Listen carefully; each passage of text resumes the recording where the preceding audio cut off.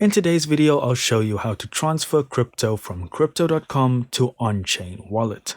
So if you've connected your Onchain Wallet to crypto.com, this is going to be quick and easy. If you haven't already done that, then check out the link in the description or at the bottom of this video. We have a video showing you how to link your crypto.com to Onchain. All right, so here we are in crypto.com. And what we're going to do is click on accounts, and then we're going to click on crypto.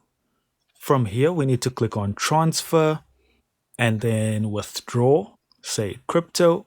And here you'll see crypto.com on chain. And then confirm and withdraw.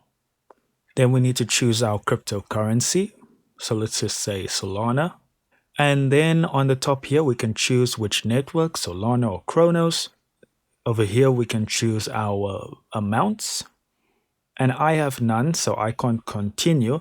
But for you, instead of insufficient balance, it will say continue withdraw or withdraw, and you just need to click on that. And that's all there is to it, guys.